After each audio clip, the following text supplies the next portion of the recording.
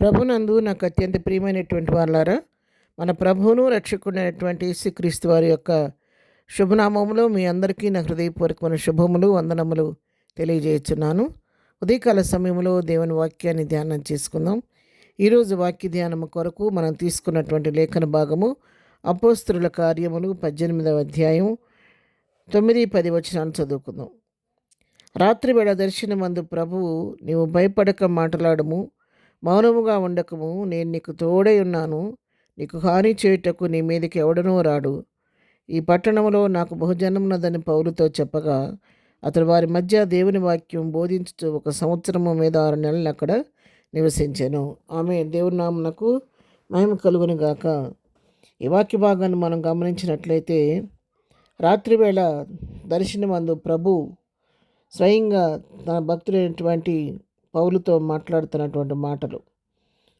పౌలు సువార్త పరిచర్య చేస్తూ అనేకులకు దేవుని వాక్యాన్ని బోధిస్తూ, వాక్యం బోధించటంలో అతడు ఆతృత గలవాడై యేసే క్రీస్తు అని యూదులకు దృఢంగా సాక్ష్యమిస్తూ ఆయా ప్రాంతాలు దర్శిస్తూ వెళుతున్నటువంటి సమయంలో మరి ఒక ప్రాంతానికి వచ్చినప్పుడు మరి సమాజ మందిరపు అధికారిని క్రిస్ప్ అనే ఇంటి వారి వద్దకు వచ్చాడు.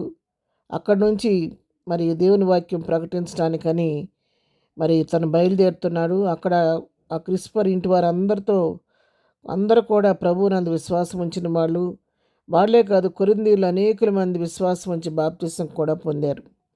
రాత్రివేళ ప్రభు స్వయంగా పౌలుతో మాట్లాడుతున్నాడు. నా కుమారుడా, నువ్వు భయపడకుండా ధైర్యంగా మాట్లాడు. నీ నోట నేను పెట్టిన మాటలు ఏమాత్రం నువ్వు భయపడకుండా ధైర్యంగా ప్రకటించు. నీకు మౌనంగా నువ్వు ఉండొద్దు, ఎవరికి భయపడొద్దు, పిరికితనం రానియొద్దు. నువ్వు మౌనంగా ఉండొద్దు. ఏది నీకు తెలియచేస్తున్నానో, ఏది నేను నీకు బయలుపరుస్తున్నానో దాన్ని ధైర్యంగా బయటకు మాట్లాడు. భయపడక మాట్లాడము. నువ్వు నేను నీకు తోడుగా ఉన్నాను కాబట్టి ఈ పట్టణంలో నీకు హాని చేయుటకు ఎవడో నీ మీదకి రాడు అని చెప్పని ప్రభువు పౌలను ధైర్యపరుస్తున్నట్టుగా మనం చూస్తున్నాం.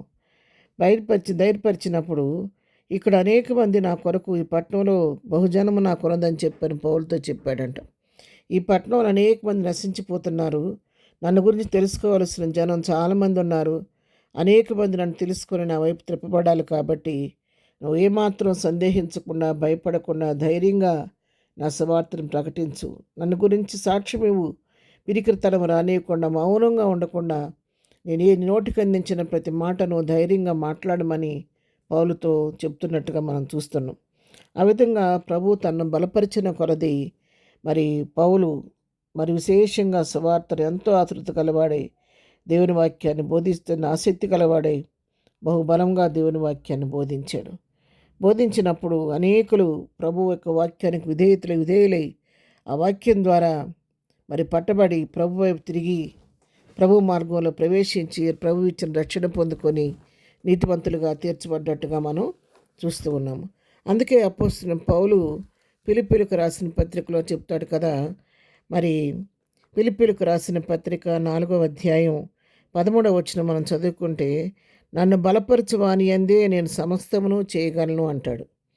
అవును, నా శక్తి కాదు, నా బలం కాదు, నన్ను బలపరిచే వాని బట్టి నేను చేయగలుగుతున్నాను అంటాడు. అవును, ఇక్కడ ప్రభువు తనను బలపరిచాడు. పౌలును ప్రభువు బలపరిచిన దాన్ని బట్టి, భయపడకుండా మాట్లాడమని ప్రభువు చెప్పిన దాన్ని బట్టి నీకు ఏ హాని కలగదు, ఏ కీడు నీ మీదకి రాదు, ఎవడు నీ మీదకి రాడు, నేను నీకు తోడుగా ఉన్నానని చెప్పి ప్రభు పౌలును బలపరిచిన దాన్ని బట్టి ఆయన ధైర్యంతో ముందుకు సాగిపోయి ప్రభు సువార్త మరి బహుబలముగా ప్రకటించి అనేకులు ప్రభు త్రిప్పినట్టుగా చూస్తున్నాం. అవును ప్రియులారా, ఈ లోకంలో మన శక్తిని బట్టి కాదు, మన బలాన్ని బట్టి కాదు, కానీ ప్రభువు మనం బలపరిస్తే, ఒక మాట ప్రభు మనకు సెలవిస్తే మన హృదయాల్లో ఎంతో ధైర్యం కలుగుద్ది, ఆదరణ కలుగుద్ది.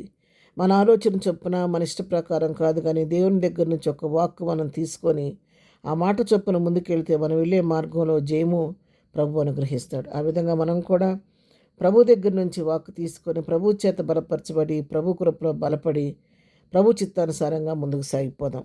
ప్రార్థన. ప్రేమగల తండ్రి, పరిశుద్ధాన్ని కొందని ఇక్కడ దేవా, పౌలును ఎంతగానో ధైర్యపరిచి బలపరిచి నీ సువార్త వ్యాప్తి కొరకు నీ పరిచర్లో బలమైన సాధనంగా నువ్వు వాడుకున్నావు తండ్రి. నీకు స్తోత్రాలు. ఈ కడవరి దినాల్లో, భయంకరమైన దినాల్లో, విపత్కరమైన పరిస్థితుల్లో మేము జీవిస్తుండగా మీ బిడ్డలమైన మాకు కూడా కాలుష్యం నీ శక్తిని, నీ బలాన్ని, నీ సామర్థ్యాన్ని, నీ ధైర్యాన్ని మాకు అనుగ్రహించండి. ఆనాడు పౌరులను బలపరిచిందేవా ఈ కడవర్ధనాన్ని మమ్మల్ని బలపరిచి పరిస్థితులకు పరిసరాలకు భయపడక సిలువైబడి నీ వైపు చూస్తూ ధైర్యంగా ముందుకు సాగిపోయే కృప మాకు అందరికీ దయచేయండి.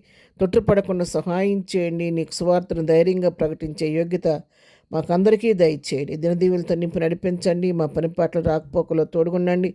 దినం బర్త్డే మేనేజ్ చేసుకుని మనల్ని దీవించి ఆశీర్వదించమని యేసునామములో ప్రార్థించడి పొందుకొని ఉన్నాము తండ్రి. ఆమెన్. ప్రభు కృప సదాకాలం మనందరికీ తోడై నడిపించును గాక. ఆమెన్.